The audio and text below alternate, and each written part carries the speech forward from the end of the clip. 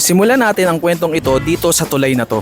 Kung saan habang papunta kami sa aming destinasyon ay nakita namin mula sa taas ng tulay ang magandang natural landscape ng nature na to. Mula rito ay tanaw mo ang tila maliliit na talon sa baba. Linaw din na tubig oh. Oo. Tapos may malapad na ano rito. May malapad na ground oh. Silipin din natin ang kabilang bahagi ng tulay. Sakyan ha? Kakaiba rin sa ganda ang tanawin na meron dito sa bahaging ito. Naglalakihan ang mga bato, maraming puno at halaman dito sa baba. Pero hindi yan ang destinasyon natin ngayon. Kaya naman simulan na natin ang pagmumotor. Papunta sa kakaibang talon na tutuntunin natin ngayong araw. Mahigit 40 minutes ang lalakbayin natin mula sa Muson, Naik. Medyo mahaba-habang biyahe. Pero dahil sa ganda ng tanawin na meron dito, ay hindi namin napapansin ang oras. Basta ini-enjoy lang namin ito. Ngayon, bahagi ng Indang Cavite ang aming pupuntahan. Nakita ko lang to online, isang napakagandang talon. Dahil nga ito ang nagiging trip natin ngayon, madalas ito na ang lumalabas sa newsfeed ko. Iba't ibang uri ng batis at ilog ang nakikita ko sa aking Facebook account.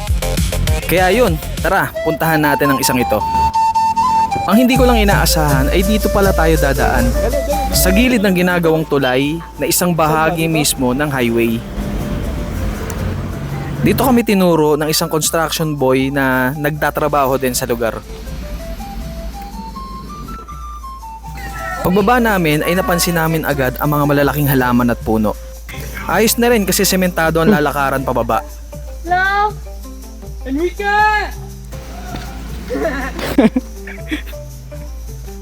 May tao sa baba. Baba tayo ng tulay. Malinis. Yun ang daanan nila papuntang Pagsihingin Falls. Hello? So nagtanong lang kami. Sana malinis. Mga tao. Sa bahaging ito ay bumaba kami sa medyo matarik na hagdan. Saan banda? Ingat lang. Baka maano. Madulas. Pagkatapos sa isang diretsong sementadong pathway uli, sa gilid nito ay batis na. Ayun siya. Saan bababa? Saan ang babaan, sir? Dito. Meron din dito. Tarik ng hagdan, oh. Wala na dyan, daddy. Ha? Sa taas? Okay. Dito na lang. Hindi naman kalayuan ng lakad mula sa tulay ay nakita kaagad namin ang talon na hinahanap namin. Mayroon ako narinig eh. Baka may bumubulong sa'yo na ibang creatures. Ang Pagsihingin Falls. Kaya mo yan. Medyo mataas-taas pa ang bababaan mula sa sementadong pathway. Dito sa parting ito ay lupa na may ugat ng puno, kung saan nakatulong para magkaroon ng maayos na tatapakan pababa. Kung napapansin nyo, napakaganda ng landscape ng lugar na to. Mala-enchanted ang binibigay na vibe ng buong paligid. Sa personal, napakalaki ng talon na to. Sa ngayon, ito ang pinakamataas na talon na napuntahan namin dito sa Cavite. Yay! Ganda. Mas maraming malalaking bato at bahagi ng lupa ang meron dito kesa sa mga parte na pwedeng liguan. Ano te? Okay? Okay ba?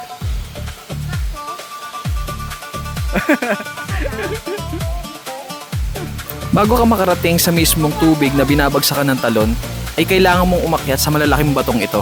Bitawan mo muna yung helmet mo. Malalim ba yan? Bago ko. Uy.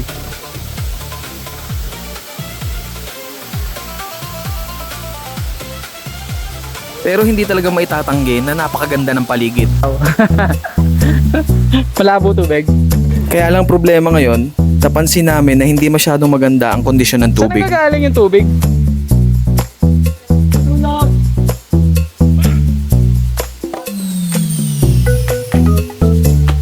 Baka gumulong ka, Pogs, ha? Tulungan mo. Tingnan mo naman, adventure talaga. Dadaan ka sa putol na puno, sa naglalakihang bato, bago mo makita ang kagandahan ng talon na to. Kayo naman. Pero sa kabila ng sitwasyon ng pag-akyat dito, marami pa rin kabataan na nagpupunta rito para maligo. Malalim, kuya. Hindi ko alam kung ngayon lang ganyan ang kulay ng tubig. Kaya mo yung nakita ng bata, oh. May tumatalon pa doon? Malalim nga. Napakataas ng inaakit ng batang ito. Ang misyon niya lang dyan ay talunin ng tubig. Ayun, oh, tumalon na. At dahil nga sa kulay ng tubig, Dapat na tayo sa St. Anthony. Yung dinaanan natin kanina. Okay dun. May malalim din. Pero pag madalas hanggang dito lang, oh. Tumalon na yung bata. Pack up daw kami. Kasi medyo mahirap yung spot doon. Though maganda siya. Sayang effort na. Kaya lang, masikip. Mas maraming bato. Masarap lang talunan. Tapos, hindi siya ganun kalinaw yung tubig. Medyo malabo ang tubig ng Pagsihingin Falls. Hindi ko alam kung ngayon lang. Dahil, alam nyo na, medyo malapit na ang tag-ulan. Mama. Bulan. So, para makapag-swimming, puntahan natin yung dating pinuntahan namin ni Jaisel, yung St. Anthony Falls, para makaligo lang. Makapag-swimming lang uli. Okay lang, at least nakita natin. Hindi naman sayang. sulit na rin ang pagbaba dito dahil hindi naman tayo binigo sa ganda ng lugar na to. Baka siguro meron namang araw na maganda ang kondisyon ng tubig dito. Malamig yung tubig dyan? Yan yung masarap. Yun lang. Pwede ka na maligo dyan, magtabo-tabo ka na lang. Tapos mag-life vest ka. La, ligo na lang sa bahay. At least nakita natin, di ba? Maganda siya eh. Maganda yung tsura niya eh, di ba? Madumi. Medyo madumi lang, malabo lang yung tubig. Saka parang doon lang yung liguan. Sa pinaka pagbagsak ng falls. Naliligo na po kami. Sa wakas, after so many years, nakakaligo na kami. Manis blue. Inabot na nga kami ng malakas na ulan sa biyahe. Pero ang pagbagsak ng ulan na to ay nakadagdag ng saya sa amin. Adventure yarn. Ay! Pasapa. Naligo ka, may helmet ka pa. Hindi, doon na lang may mga ano doon, no? May mga, pwede tayo magpatong doon. Perfect. Sige na, baba na kayo. Oh. Sunod ako doon, kunin ko lang to suklet. Dito, ito, be, oh. Magbayad sa cottage. Pero dito kayo po pwesto na wag doon sa kabila. Apo. Hindi na po kami magka-cottage. Saglit lang naman po kami. Apo. Apo. Salamat po. So, patila na rin yung ulan. At pagbaba namin sa liguan, halos walang katao-tao. Dito, okay dito. Te, baba tayo dun, te, oh. Te. Ha? Pwede ka, may tumatalon dyan eh. Babaw lang. Solo muna namin ang lugar na to ngayon. So, dito uli kami napadpad sa St. Anthony Falls. This time, kasama ko naman yung dalawang bata. Wala si Mami. Yay! Yay! Panagay ka, Pogs! Yung negative kasi yung punta namin sa Pagsihingin Falls. Kasi kita nyo naman, medyo komplikado ang lugar doon. So, dito tayo napadpad ulit sa St. Anthony Falls. Medyo okay yung tubig dito ngayon. Umulan lang. Pero dahil umulan, bumabagsak yung maduming tubig doon. Dito. Yan siya. Galing sa taas. Pwede ka na magana dyan, te, mag-dive dyan. Mas tahimik at payapa ngayon ang paligid kumpara nung huling punta namin ni Jaisel dito. Pero dahil nga sa panahon, medyo bulabog ang tubig. Patuloy ang pagpatak ng maliliit ng buhos ng ulan.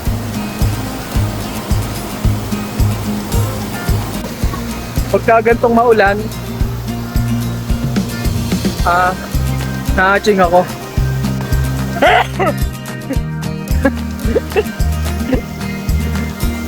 Isa pa. Ano yan? Pag ganitong maulan pala, yung mga tubig sa ilalim parang nabubulabog, meron na siyang konting ano yon, putik-putik ng konti. Kaya pagka nabulabog siya, kumakalat yung kulay sa tubig. Nung punta kasi namin dito last time, ano lang, parang buhangin lang yung pinaka flooring nung tubig sa ilalim. Mga bato, buhangin, ganyan. Ngayon may halo na siyang mga putik-putik siguro na anod lang galing sa malayo, o kaya yung katulad ng nakita natin kanina, galing sa taas, babagsak yung mga putik sa tubig. Medyo solo natin yung lugar ngayon dito kasi nga ganitong panahon, nag-uulan, tsaka araw ngayon ng Wednesday. Sila. Ang sarap lumangoy sa bahaging ito ng ilog. Mas malawak at mas malinaw ang tubig dito dahil hindi gaanong nabubulabog ng putik. Masarap tumalon at lumangoy, lalo't kasama mong nararanasan ang lahat ng ito. Ang mga mahal mo sa buhay, ang mga bunga na nanggaling sa'yo. Sarap, solo natin. Pag nasa ganitong klase ng paligid ako, para kong literal na nararanasan ang yakap ng Diyos. Mas nararamdaman kong mahal niya ako dahil hinanda niya ang magandang mundong ito para sa akin at kasama pa ang mga mahal ko. Sarap. Yes. Chicken tsaka noodles. Isa na namang simpleng tanghalian ang aming pinagsaluhan. Bless His Father to this the gift of the Lord we receive from thy bounty, our Lord. Amen. At isang bisita ang lumapit. Nangyari sa paa mo? Ay ka. Naputol yung paa mo. Matagal ka na rito? Taga dito ka? Diyan ka lang sa taas.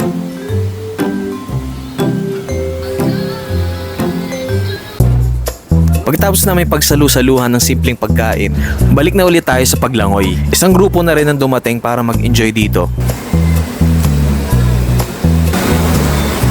Tagal, nilagay mo na rito.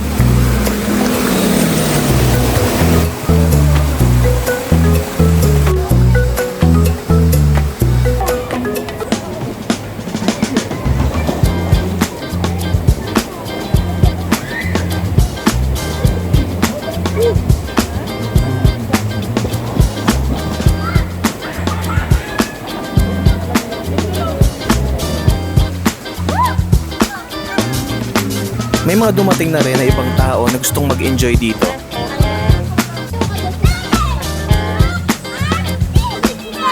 Isang pamilya rin siguro sila. Long ka dun. Like besto, like Sa dulo ng ilog ay may ganitong klase ng paligid.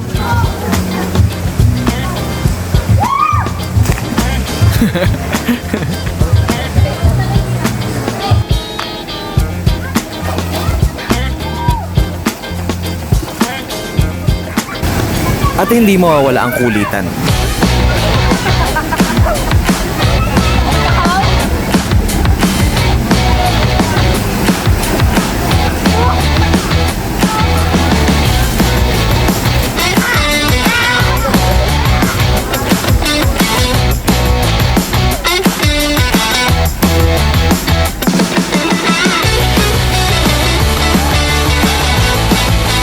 Malawak na part na nauuna. Mas maraming nagsuswimming dito na na medyo adult na kasi mababaw lang, hindi naman siya malalim ng konti. Hindi ko lang sabihin. Gusto ko lang naman sabihin na may 3 bahagi ang ilog na to. Pero minsan talaga mahirap hanapin ng salita para ilarawan ng tama ang mga bagay. Nahirapan kang ipaliwanag ang sarili mo. Hindi naman sa tinatanggap mo yung ganong sitwasyon. Pero nandun ka sa mas pinipili mo ang katahimikan. At madalas sa tingin ko, ayos lang yun. Ganda rito. Yung nasa background natin, guys. Diba? Ganda. Diyan ang lagusan, papuntang Encantadia. Pag diniretso mo yan, Narnia.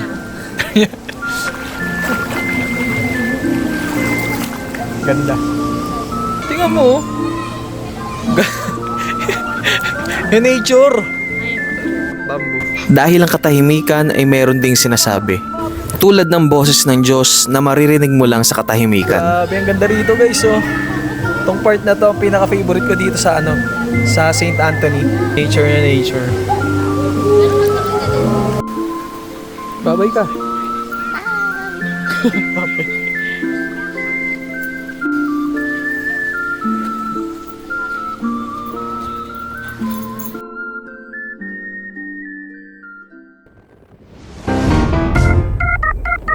Oras na para bumiyahe pa uwi.